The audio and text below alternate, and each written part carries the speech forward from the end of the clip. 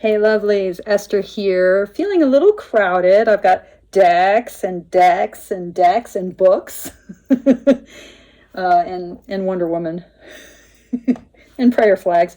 I got all the stuff, all the things here in my little corner. This is one of the places where I do a lot of my writing. It's a stand-up desk, and I'm either at my computer or I have actually a vintage Olympia electric typewriter.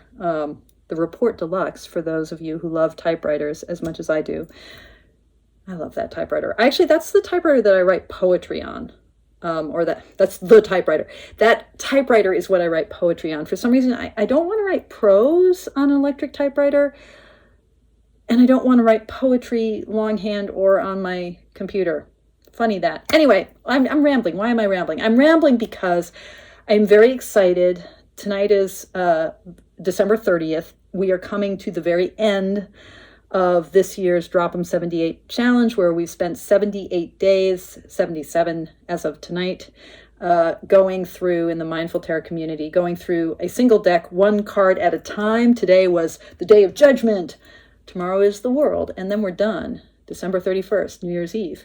We're done. And it's been a big freaking push, as it is every time that I do this. Well, this is just the second time, but a beautiful, deep, just lovely, wonderful thing. Tomorrow, I'm on call at the hospital, but my plan is to do a live Wheel of Life spread using the deck that I've used from the Drop 'em 78 challenge. So if you're not a part of the Mindful Tarot community, I'll be announcing that on our Facebook page, and I might do it live on Facebook. Just ask to join the community. Just come to our Facebook page and request admission, however you do that. You guys know about social media, right? Cool. What was I going to say? Oh yeah, I'll be talking about it, and I'll either do a Facebook Live or StreamYard on YouTube. I'm very intimidated by YouTube Live. I've never done it. Is that horrific? I don't know. And I kind of don't. I like Zoom, where I can be with people. And I don't mind posting videos where I talk at people. But there's something weird about live where I'm talking at you, but sort of with you. And I'm kind of multitasking and trying to read the comments. And I don't know. So it's just always. Anyway, but I want to do this live because it's a Wheel of Life reading for the following year at the end of the Drop 'em 78 challenge. So I'll figure that out and post it on Facebook. It's been an intense time of it, actually, because the deck I've been working with is The Lonely Dreamer, which is Melissa Weatherspoon's curated deck of the artwork of the late 19th century, early 20th century symbolist painter Odilon Adon. And his artwork is unbelievable. This is actually the first edition. I slightly prefer the second edition, and Melissa's third and final edition, the Kickstarter for that, is still up and running. And actually, she invited me. I'm super honored to do this, to contribute to the guidebook for that edition. But my God, let's see. Let's get the light decent here. Just super amazing. Super amazing images, right? Profound, subtle. Now look at that star, the figure on the boat, the reflection in the water, in the air of the stars. Delicate and subtle and deep. And the more I learn about Redon, the more I think, God, this artist, the more I learn about him, the more I want to learn about him. He was really interested in Hinduism and Buddhism at a time when that was just becoming something that the West knew about. Really interested in angels, in biblical figures, and interested in winged creatures of all sorts, right? And these hybrid figures, centaurs and, Pegasuses, flying horses. Anyway, the color palette's beautiful. Melissa's curation of the art is brilliant. Her very gentle collaging. This is one of my all-time favorite decks. But it's not like an easy reader, It's a profound and powerful deck. And so I'm coming to the end of this great big push and wanting to just be silly tonight. So I thought I wanted to, now I'm a month late to the party, but I wanted to contribute to Theia, Garden Goddess Tarot, and Meg, Rose Honey Ritual, their tag, only 10 mass market decks. Is that the tag? I'll figure out what the exact the exact wording is and put it in here. I've really been enjoying what people posted, and just wanting to contribute and wanting to play. And so here we are. But of course, I'm kind of cheating because, why not? Why not cheat? One of the reasons I'm cheating is because Meg and Theia said, well, we're all going to, RWS and Toth decks, they're going to be a part of your collection. You're not going to have mass market decks and not include an RWS and a Toth. And then Masha, Musings with Masha, said, yeah, but I'm a Tarot de Marseille reader primarily. So, I'm also like, it's a given. If RWS and Toth are a given, Tarot de Marseille is a given. Here's the problem. When it comes to RWS or Toth or Tarot de Marseille, the best in-print versions of these decks, or the best available versions of these decks, are not mass market. So I want to begin by saying, like, which would be, if I tried to do mass market for those three givens, what would I do? My favorite Tarot de Marseille these days are Christina Condor and William Rader's Artisan Tarot series. I mean, these are amazing, but these are hardly mass market. And my favorite RWS that are readily available that aren't vintage would probably be Conrad Stain's CS Tarot, or, there are any number of really cool decks out there that aren't mass market but are readily available. And if it came to Toth, there isn't really anything out there. What there is that isn't mass market is vintage. I mean, my greenie, my 1980s Toth greenie that's my Toth deck. So what would I do? Well, here's what I would do. A lot of people are saying with the RWS, they're saying, well, let's go with the Centennial. And the Centennial, especially not the borderless, which was, I thought, like, when I first saw it, I was like, I love this deck. But the bordered, it's really nice. The coloration, it's not the PMA coloration exactly, but it's got a flavor of the PMA.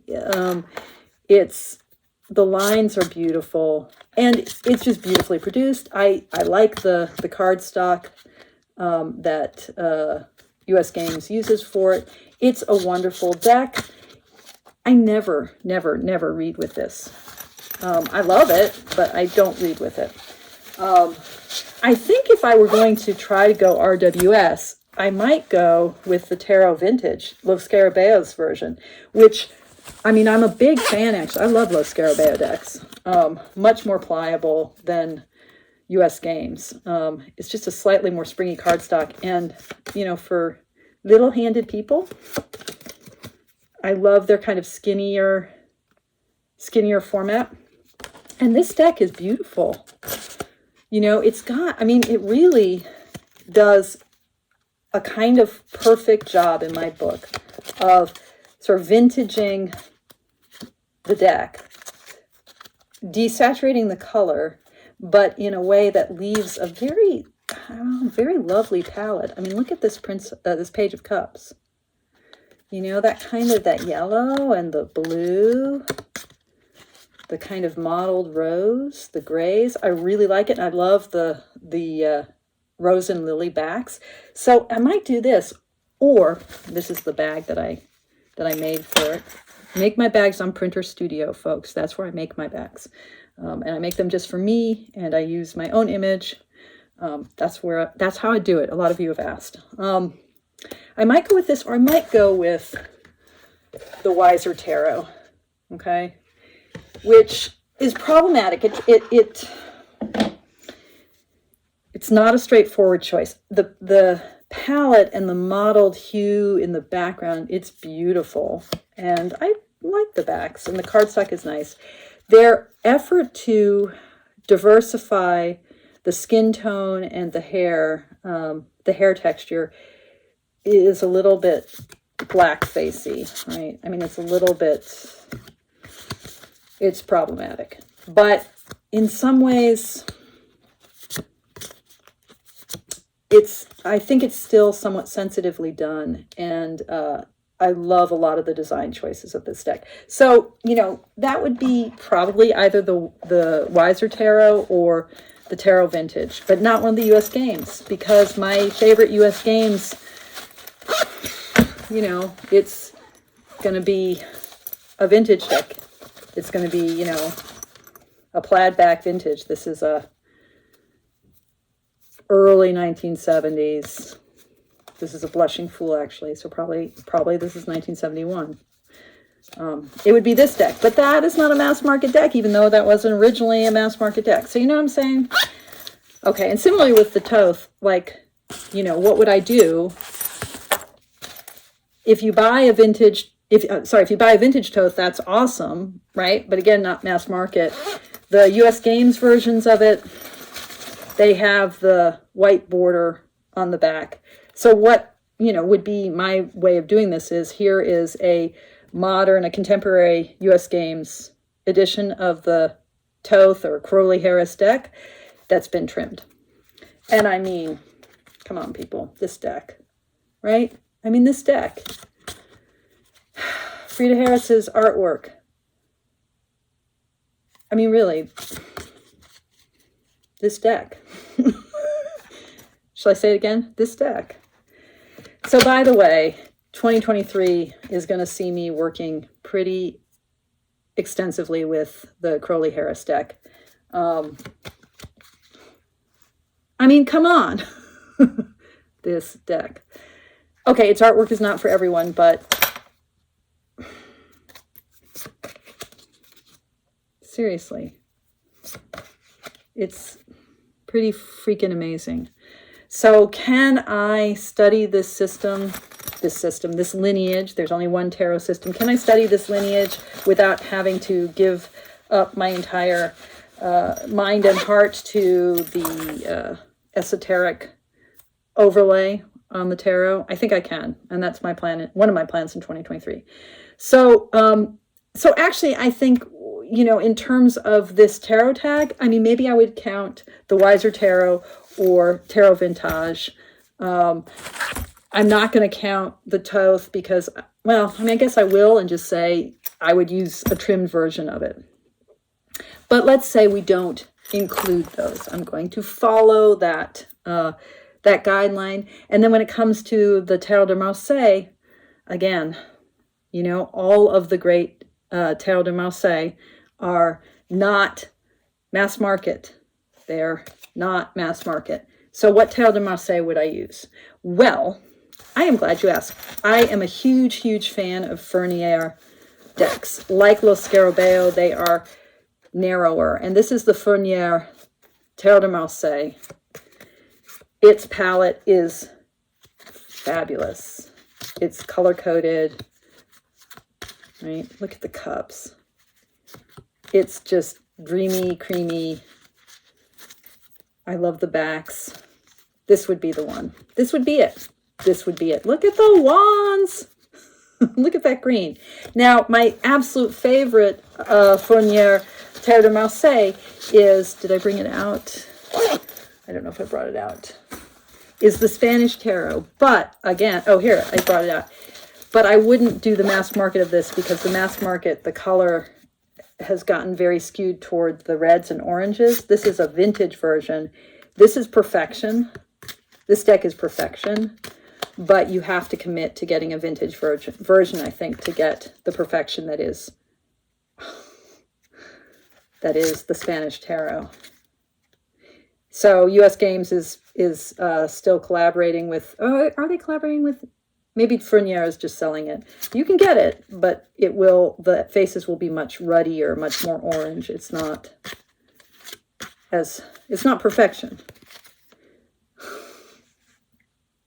I mean, come on. Okay, so Tarot de Marseille wouldn't be the Spanish Tarot, even though that is my absolute favorite Fournier deck. It would be just the Fournier Tarot, which you can get. with good coloration. Okay, so we've done now, just to recap, we've done, let's say, Tarot Vintage. We've done a trimmed version of the US Games Toth. We've done the Fournier. Whoops, the Fournier. There we go. 3 out of 10, but I'm going to let myself have 13 because we're not going to count the TDM, the Thoth, or the RWS. So what comes next? Well, let's stick with historical decks for now. Gotta have a good Visconti Sforza, I think. And holy cow, really, can we do any better than, I love this so freaking much, than the Lo Scarabeo Golden Visconti. What is it called? Is it called Golden? Yeah, I think it's Golden Tarot, I think it's called. I'll get the names right and plop it in. Now, it does the Lo Scarabeo thing of having names on the side, but the reproductions of, oh, I love it. The reproductions and recreations are fabulous, and the bling is amazing. It's a little hard to film it because it's reflecting me back to myself, but here, let's see if you can really, there you can get the gold effect there. If I tilt it. I mean, you know, in pretty backs. Readily available on Amazon, Book Depository. Everywhere fine tarot is sold. This is a fabulous deck. And I think everyone should have a Visconti Sforza. You know, everyone should spend some time thinking about pips. And here's where it all started. And the pips look different than how they are depicted in later decks, later Marseille style decks, but similar. And you see where it started. Anyway, I love this deck. I read with this deck, actually. It's fabulous. So that is number 4. And again, I'm letting myself have 13. I'm going to take these out of the camera. Okay, moving along. I want to also now offer 2 decks that have appeared in a bunch of people's lists. So I'm not going to say too much about them.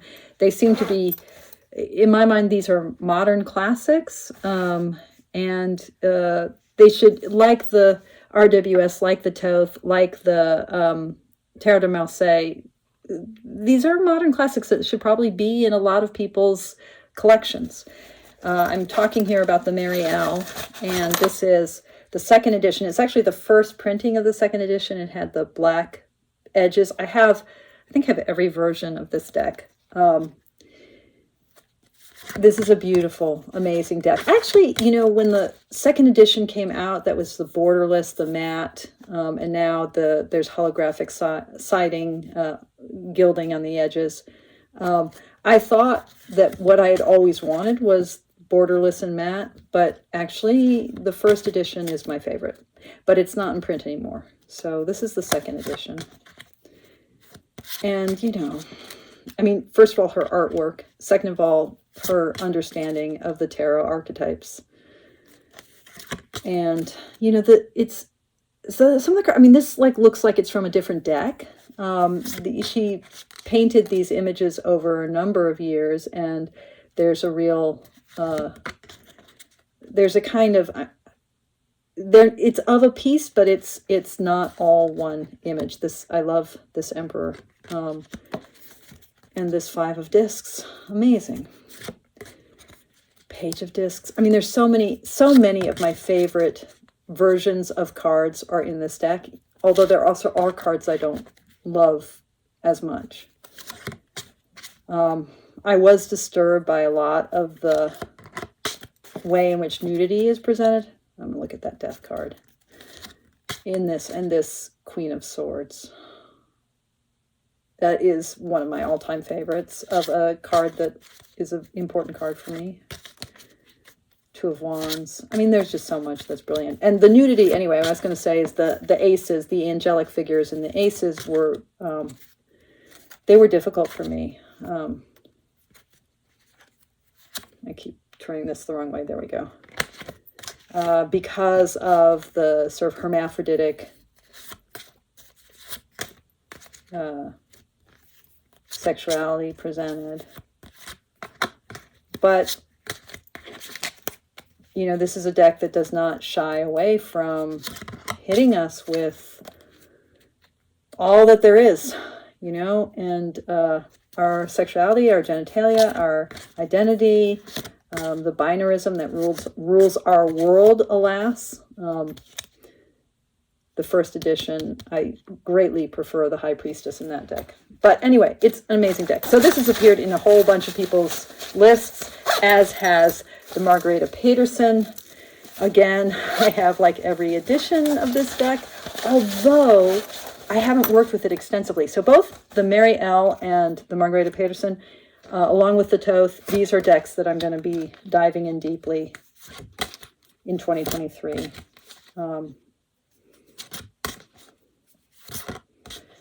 These images, they're glorious, and the maroon backing is pretty amazing. I like the gray backing too, though, so I'm glad that I have the other edition. And I like the thinner cardstock, but I'm glad that I have the first edition with the really thick maroon cardstock, the German edition. So, you know, this is one of those decks where it's like, it's great to have it in every edition, but this one is readily available. You can get this deck. It's a little spendy for mass market, but it's worth it. The little book, the guidebook, Margareta Peterson's poetry, her understanding of the cards, both this and the Mary L. chunkier guidebook, they're both really, I don't usually pay any attention to guidebooks, but both are quite essential for these cards and quite powerful. So we have now 4, 5, 6 out of 13. Remember, I'm giving myself extra 3. Along with the kind of art, the feeling perhaps of those decks is, and this is not a deck I've seen, I think, on anyone else's list, but it's the Uncommon Tarot.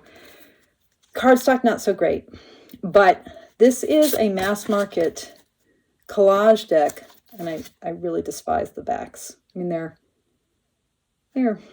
you know, boring enough, but holy cow, I've gotten some incredibly powerful readings from this deck, and I'm a huge fan of collage decks, and it's gilded. I don't care for the gilding so much, but this I think is beautifully done, and it is very wide-ranging in its imagery, mostly white Western European, but not entirely, covering a bunch of periods. I mean, it's wonderful. I think it's a wonderful deck, and not doesn't get a lot of love. I mean, it gets a bunch of love. Don't get me wrong. It reads beautifully. Yeah, I love this deck. So, deck number 7. These are, by the way, not in any order.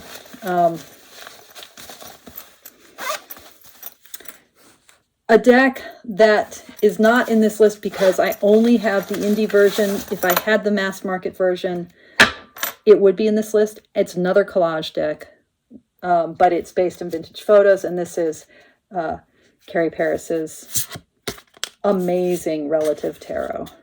The indie edition is just beautiful, but the mass market edition is beautiful too, and I'm gonna buy it.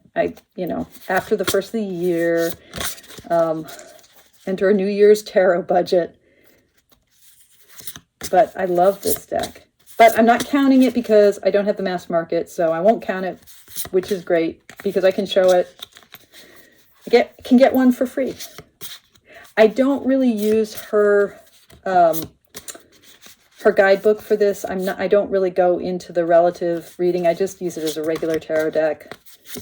But I appreciate what she tried to do, and I really love the theatricality of these images, and I love the seamless way in which she has collaged Waite Smith imagery into these vintage photographs. It's really well done. Sometimes it's super funny, like this 8 of Wands. I loved it. I love the palette, the color of this. I love this deck. Anyway, Relative Tarot, but I am not going to count it because I can get away with not counting it. Okay, now we're getting into the nitty-gritty. So 2, 4, 6, 7. I get 6 more. So now we're going to go into little decks. And I'm not going to take all of these, but I wanted to show some little decks that I think need love. So this is the Everyday Tarot. This is Bridget Esselmont's really wonderfully simple, beautifully designed. When it came out a few years ago, it was really new for using this kind of matte gold edging. I mean, probably other decks had used it, but it was like for a deck that cost $9.95 US, the production quality is amazing. And that gilding was amazing. And, you know, I mean, I think you probably either love or hate the color palette. I happen to adore the color palette. And I'm a big fan of this very graphic, very symbolic style. Like, you know, it's like my Charmcast Tarot, you know, the sort of doodle stick figures. The flat, iconic representation. I love this deck. So I'm going to pick one of these, not all 3 of them, but there's that small deck. There's the Tarot de Maria Celia. So this is Leonard Jim Narcisso's Tarot de Marseille. The joke is, you know, Tarot de Maria Celia, so kind of a joke with the name. And this is just a beautiful little Tarot de Marseille. And I just wanted to bring it forward because this is just, I mean, it's such a delight to read with this little deck. And it's, I mean, it's just beautiful. The color palette's amazing. It's got a lot of humor and wit. It's got his personality in it. And yet, oh, look at that death. And yet it is, you know, really in the lineage of the Tarot de Marseille. But I've picked my Marseille deck, so this won't be the one little deck I include in this. This is a deck that didn't get a lot of love, but it is the Rolla Nordic. It's based on the Rolla Nordic, is that the name? I'll double check that. It's based on this kind of vintage deck that is a version of the Tarot de Marseille, not a standard version, like the pips are not standard, right? But it's the inverse. So this is the tarot, the inverse tarot. Is that what it's called? Do I have it? No, I don't. And I think it's really cool. U.S. Games, comes in a tin. In theory, I love tarot in a tin, but, and so did the Tarot de Maria Celia, but in practice, I don't like tarot in the tin. I'd rather have them in little bags. So I put them in little bags. It's easier to carry. Super cool, you know, super fun. So of these 3,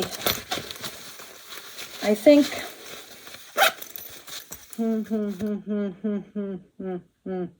this one has that sort of historic meaning, but this one is more readable. I think I'll go with that one. Okay.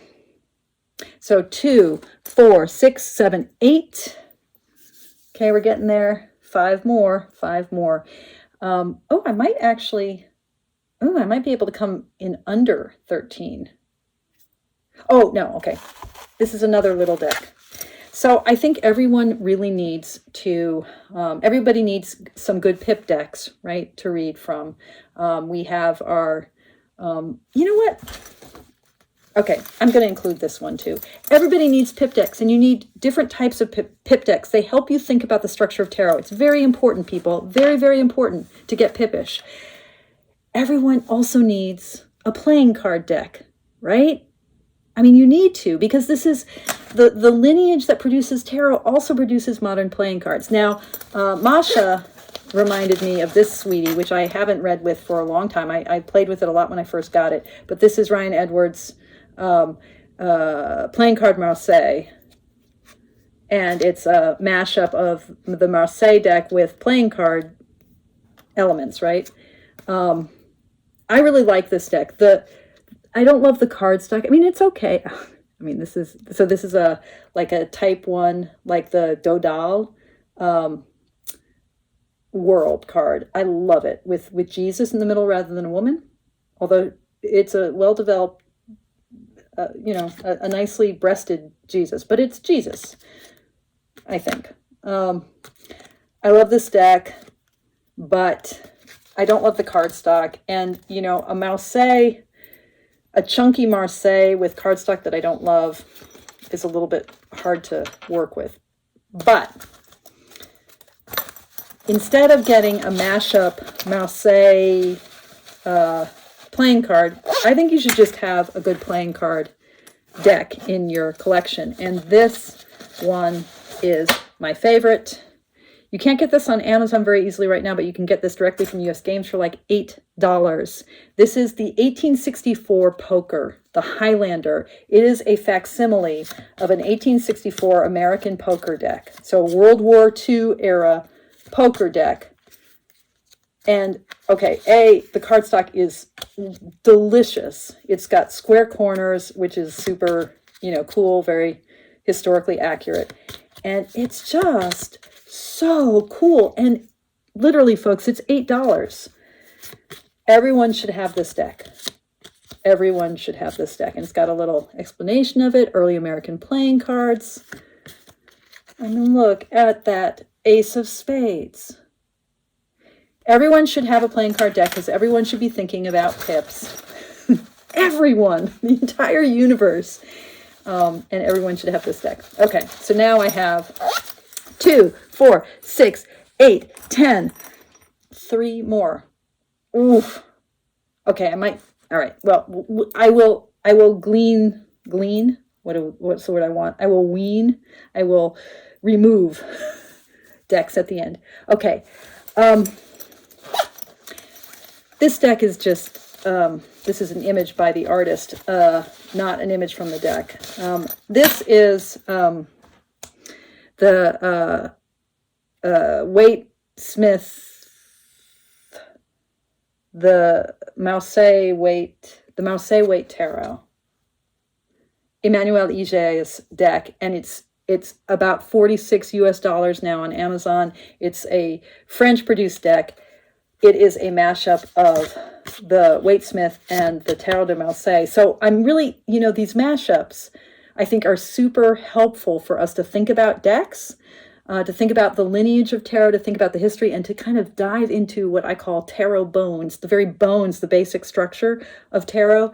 This one is super special because it's a mixture of the imagery of the Waite and the Marseille, but although more tarot, more Waite than Marseille, but what makes it feel like Tarot de Marseille, old world, is that all of the imagery is drawn from medieval manuscripts in a very conscious way. And I'll put below, if I can find it, a link to the video. It's in French, but you can kind of watch it. And if you speak French, the French isn't hard to understand, about the way in which the artist, whose name is escaping me, but I'll put it below, the way that the artist looked at manuscripts and picked medieval elements from those manuscripts in order to create a kind of medieval vision for this largely Waite Smith imagery. But, again, it's like a mashup. I mean, that's very Waite, the pips are Waite, but it also has this medieval feel to it. Anyway, it's scrumptious, and I love, like, here's La Papesse, right? It's truly scrumptious, and I love the varnished, it's not great cardstock, but it's got that kind of varnished, vintagey feel. Really wonderful deck. Okay, the Marseille Waite Tarot by Emmanuelle Iger. And then these last two, I think I'll just stop with these. And I'll have one honorable mention. should be no surprise to people who know me well. Maggie Stiefvater's Raven Prophecy. I mean, this is in my top, my top 5 decks ever. I'm reading the Raven cycle again, Raven Voice cycle again, and just, I'm actually listening to it. Will Patton's audiobook version of the 4 books, and it's such, oh my God, it's so good. And this deck is so brilliant and so brilliantly illuminated by the world that Maggie Stiefvater created. Her artwork is amazing. I happen to love the color palette because orange is one of my all-time favorite. I love ravens, as do many of us. I love the backings. I love this deck. It's a very powerful reader for me. One that I mostly use for myself because clients usually like, this is not a deck that clients really jive with. It's not an intuitive deck at all. And Maggie Stiefvater's guidebook is not so helpful. But, if you know tarot and if you've read the books, yeah, it's amazing. Love, love, love. Okay.